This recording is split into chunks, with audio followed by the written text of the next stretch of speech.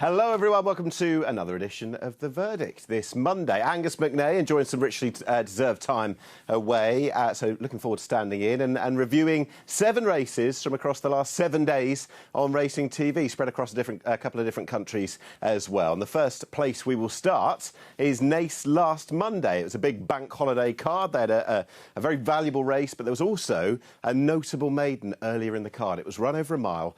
And at the time of talking, well, the market had it that way as View Taken 2-1, Dubai Spectre 3-1, Denmark 7-2, who was to emerge the best of them all. There was just 6 going out for this, 2 of them with a little bit of experience, but the majority of the field debuting, including our impressive winner. Let's have a look at the performance of Denmark and note out the first 3 from where they came from. Denmark was out of 7, the second Warrior Line out of 2, and View Taken, who was third, came out of stall 5. Right, the whole context of this, well, going into the stalls was that Fran Berry, our man trackside, was reporting that this fella, who you can see there in the Derek Smith colours, widest to the left, Denmark, a well-bred son of Camelot with a nice stamina-laden pedigree. He reported that he was a bit green, was showing signs of immaturity before the race, but once they broke and the once race leader took them along, seemed to settle OK in around about 4th there. The ground was yielding, as mentioned, the antics were there. We're talking about a €440,000 buy, by no means the most expensive horse, of course, to represent this yard this year, but a fair pedigree. And what he did from this point onwards was extremely noteworthy, and I'm sure plenty of you had him in your trackers thereafter.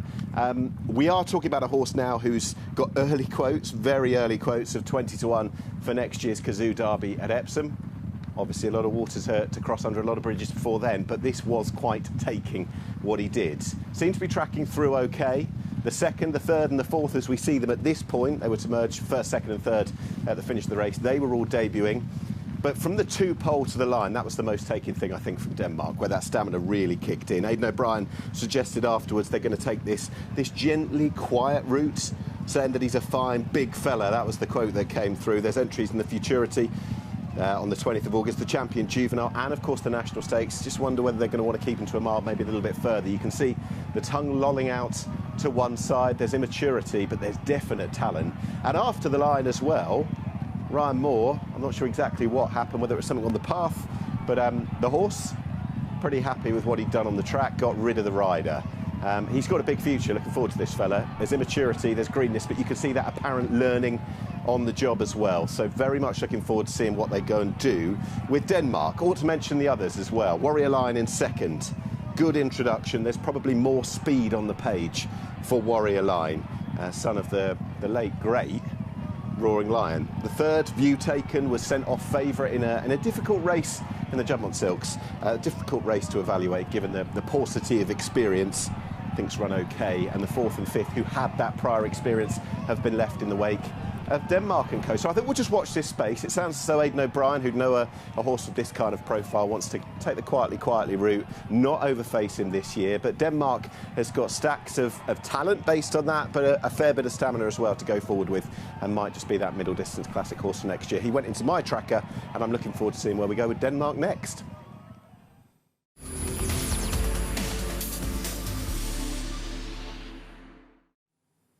The next race that we're going to look at came on the 3rd of August from Kempton. It was the 6:20, which is Division 2 of a mile novice race. The market was all the rage, really, for Moon Watch, who was expected to go very well indeed under a penalty, 2-1 on. Okeechobee, though, 5-1. We're about to see a fair performance from that horse. And do have a look at Maglak as well, horse number 9, who was going on debut, sent off 17-2. Right, we'll take it side on, as you can see there, where the stalls are. And spot right over on the far side, you're going to see a good break from that man again, Ryan Moore, aboard Okeechobee.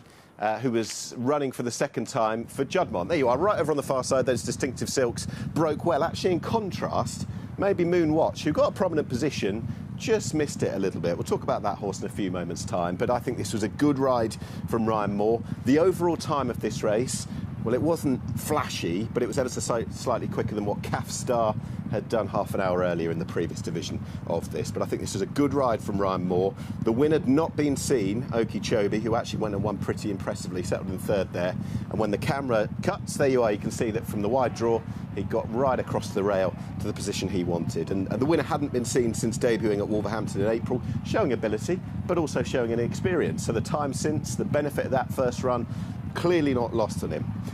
Then you start to dig a little bit deeper and you look at the overall profile of him. He's obviously not hit the track till 3, but he's in the right hands to really flourish, because he's a half-sibling of Logician, who we know just got better and better and better, culminating his 3-year-old year with that outstanding win in the St Leger.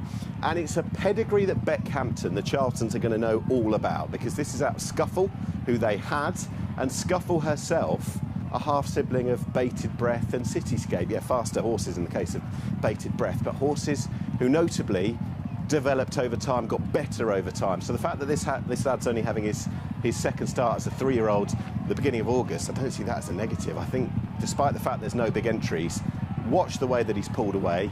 He's got the better of Moonwatch, who I think maybe underperformed a little bit under the penalty. But I'm really interested to see where they want to go next with this quite impressive winner who's got a family, or he's got a pedigree that suggests a bit of time, bit of developing, and you're going to get the real deal. The second, Moonwatch, outstanding pedigree as well, by the way, out of the brilliant champion race mare she was, Moonlight Cloud, who excelled in the same colour. She hasn't actually produced anything spectacular so far, but Moonwatch, I'm inclined to think, maybe didn't quite run the race, though well clear of the third. And have a look at the third as well, in the Shadwell colours, second from the right, the blue and white striped cap. That's Maglark. Wasn't a bad debut. Absolutely bred in the purple. We're talking about regally bred horses here, by Muhara out of the class at Ganati. You'll remember that she won the 1,000 guineas. This is obviously a later developer, but that makes him a relative of Mutasabek, Afak as well, who won a Royal Hunt Cup, and actually he's done exactly what his dad did by finishing third on the poly track at Kempton. Where we go next with him, I'm not entirely sure, but I keep coming back to this winner, Okeechobee. I did watch back his debut at Wolverhampton back in the spring, when he did show that inexperience, but he also showed a sense of what was to come on the track. But from a wide draw, a well-judged ride, and crucially, a family that I think is all about developing in the right hands of that at Beckhampton, Okeechobee is definitely one that I'm going to follow going forward.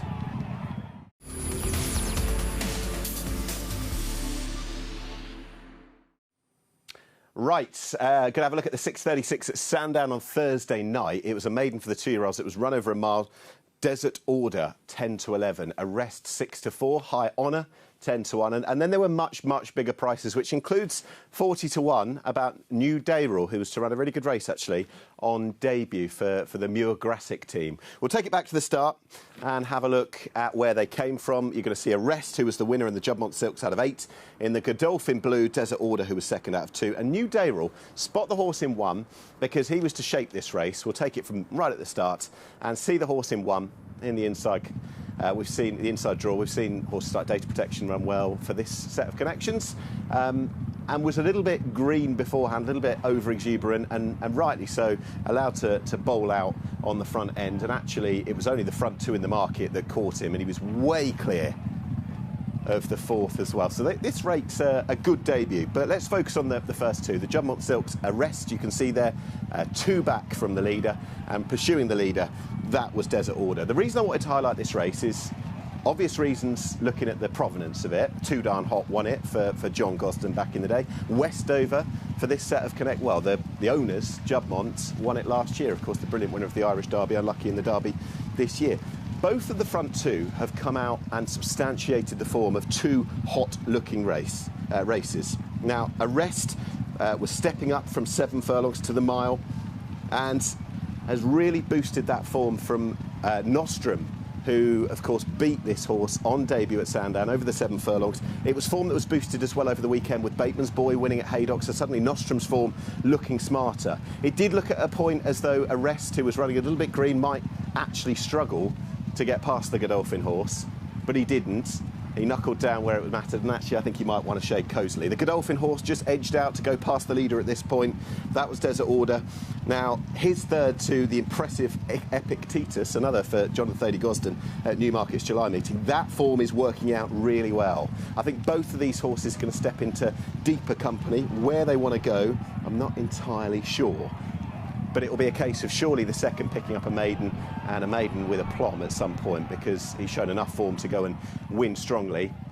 Where they want to go with the winner, though, I'm not entirely sure.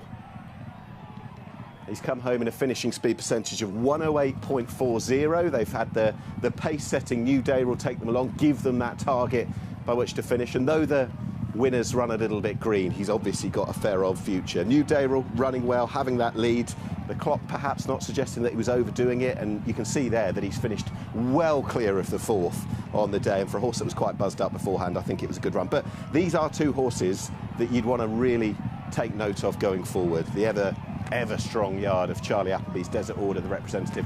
Surely a maiden winner waiting to happen. Where they want to go with him, I don't know. And the rest, they might just be tapping up Group Company or maybe looking at a listed race after this. As mentioned, this race was won by Too Darn Hot a few years ago and by a horse in the same colours, the brilliant Westover, last year. Whether we've got horses of that ability, we shall see. Time will tell. We'll watch this space with that. But two nice horses to go forward with, no doubt, and a race that's produced some good ones down the years.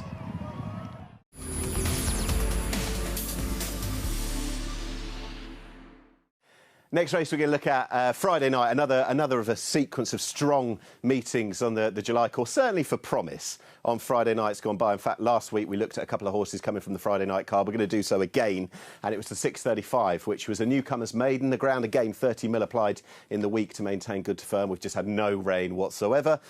It was a market that had to change a little bit, courtesy of the fact that Charlie Appleby's other horse in the race, City of Kings, was withdrawn before the start. There was a long delay to this race, but at the off, it was 15-8, the price about Local Dynasty. Masai Mara, who was to break slowly, was 11-4. We will talk about that horse in a minute. Right, here we go with the stalls they came out of. You win a Local Dynasty out of 9, Onslow Gardens the second out of 4, and Paisano came out of 10. Of course, it's all about the blank canvases here, looking at the physiques, the shapes, the pedigrees, the antics beforehand.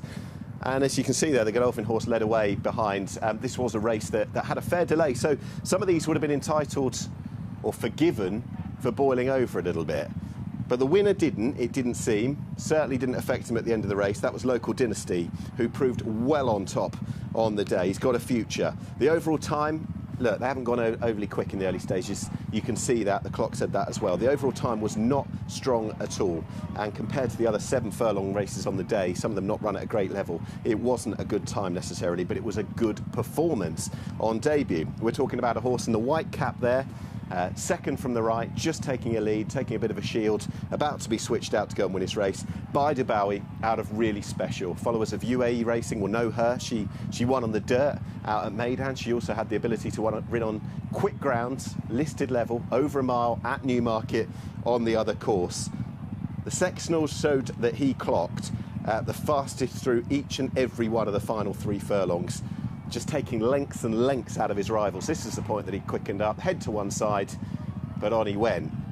And in fact, he was almost exactly a second plus quicker than every single other horse through the last 3 furlongs. So the visuals will tell you that he's just pulling clear. And it was a smart performance. Charlie Appleby just shaking the pack. He's won this race with some nice horses down the years. Probably the best of them back in 2015, that being Emotionless, who looked like being a rattling good 2-year-old. We'll see exactly what we're going to get with Local Dynasty, where they want to go with him. Others, well, there's obvious encouragement in the run of the second, Onslow Gardens, the third, Paisano. But the one I want to flag up is in the Qatar Racing colours. Came out really slow. Masai Mara, who finished well on the clock.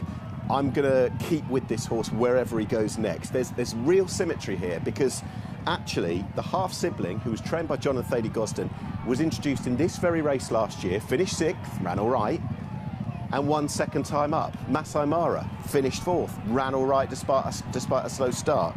And it'd be keeping it in the family for this horse, who was very slow away today, or on that day, to go and win second time up. So I will be keeping an eye on Masai Mara, but the winner, clearly the standout here, and that was Local Dynasty. It was a field of complete blank canvases, but this horse pulled well clear, and the final 3 furlongs on the clock were telling. Local Dynasty looked quite smart.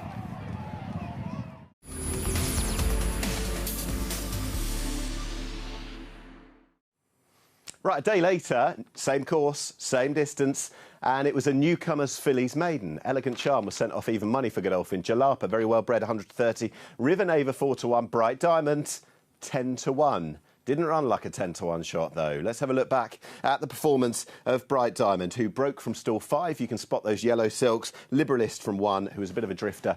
And in 3rd, that was Jalapa. We'll be talking about her in a moment or two's time, from 7. This was probably, well, it was a hell of a way to announce the day at Newmarket. Warm Saturday afternoon. And a filly who Yeah, she was no way near the top of the market, and actually midway through the race she didn't look like winning at all. She came home to win by a cricket score. She's won by 9 lengths, and I was thinking back to some horses that have introduced themselves on the July course at Newmarket to go and win by huge margins. Kingman did it, Lumiere did it. What are we going to get with Bright Diamonds? Do we tread carefully with this race? Do we give it a little bit of trepidation and maybe not take everything at face value? Well, let's take a look back at what she's done. You can spot her in the yellow over on the far side. The time overall over the same course and distance, well, that was run around about a second slower than what Lakota Sioux did later in the afternoon in the group race over the same distance for the 2-year-old fillies, that being the Sweet Solera. But look at her over on the far side. Didn't look like winning at this point, let alone winning by 9 lengths. Was there an advantage to go over on that far side, switching out in behind a rival and quickening up? Well, whatever she's done it very impressively. Carl Burke speaking afterwards saying, for a breeze-up horse, she's always been fairly laid back at home and just goes through the motions. So I certainly wasn't expecting that. He was stood there at Newmarket watching his filly explode away. He did also say that, take it as you will, he'd spoken to a few of the other trainers in the race, and although you had some well-bred fillies in there, he wasn't necessarily sure that the level of the opposition was such that she'd be too frightened. How much the others were rated, I don't know, but what she's done is pulled away and win with real authority on the day. As mentioned, around about a second slower than what Lakota Sioux did in the group race. She's been introduced at 25 to 1 for the 1,000 guineas next year. Long way to go till she gets there, but what a way to introduce herself. And we know what Carl Burke's done with his 2-year-old fillies this year, in particular the outstanding leading 2-year-old filly, Dramatised, who's got a lot of pace. This one obviously will get that a little bit further, but she's won with so much to spare.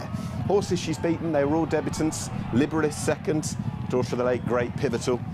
She's run perfectly well. The market didn't scream confidence on the day. Jalapa in third, half sibling of that horse again, Westover, and also Monarch's Glen, the suggestion of further. River Neva in fourth, cost 300 grand, relative of Queen of Bermuda, and the Godolphin horse, who was favourite, Elegant Charm. Well, the favourite travelled, but just didn't finish. This filly did. She wasn't particularly quick away. She looked like she was certainly being urged. I'm not sure about struggling midway through the race, but she finished so strongly. 25 to 1 maybe for the 1,000 guineas next year. We'll just plot the path with her. It might be the May Hill next, a group race for the 2-year-old fillies at Doncaster St Leger meeting. We'll watch this space, but again on the verdict, to look back at some of the performances, some of the horses to announce themselves over the last week, it was impossible not to include Bright Diamond in the list.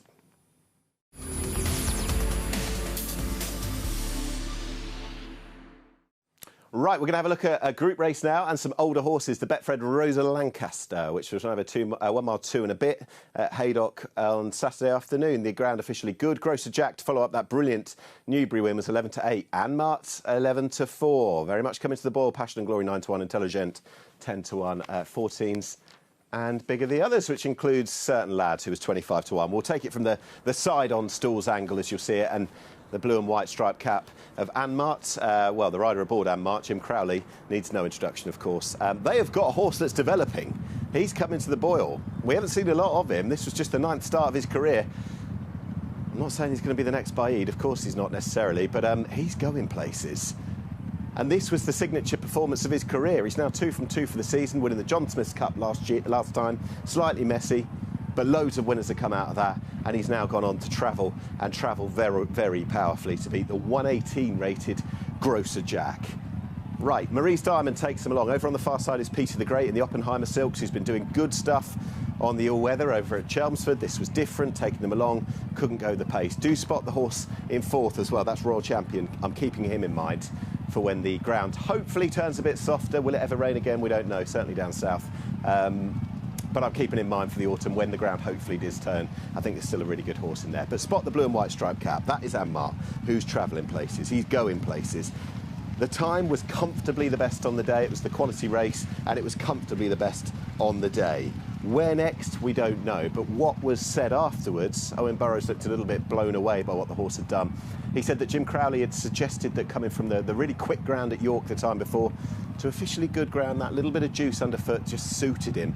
And it's enabled him to move and glide over the Haydock turf there. He's still got 5 in front of him, which includes Grocer Jack.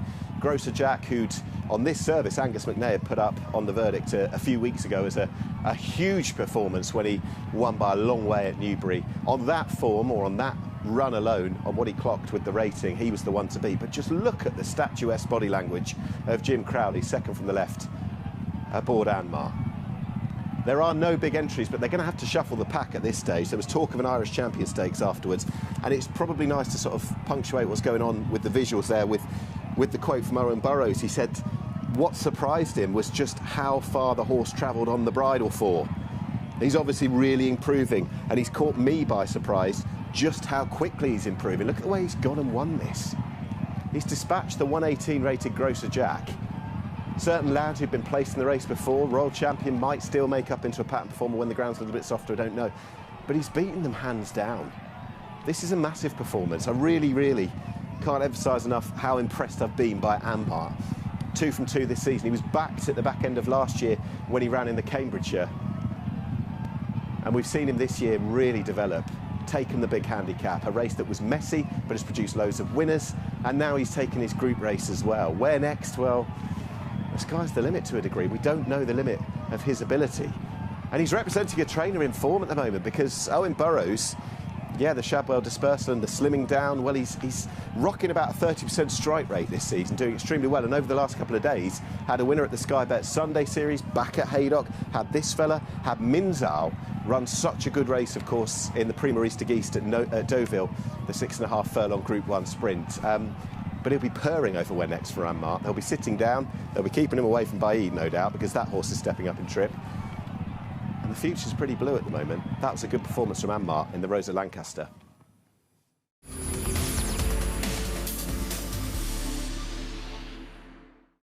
Impossible to look back at the verdicts over the last week and take in performances from the last 7 days on Racing TV without looking at the Keeneland Phoenix Stakes Group 1, 6 furlongs over at the Curragh. There was no Blackbeard, but the best 2-year-olds around at the trip were there. Bradsell strong in the betting, 11-8. Little Big Bear, 13-8. Then the only representative for Aidan O'Brien. Persian Force, the July Stakes winner, 4-1. Shartash, 18s.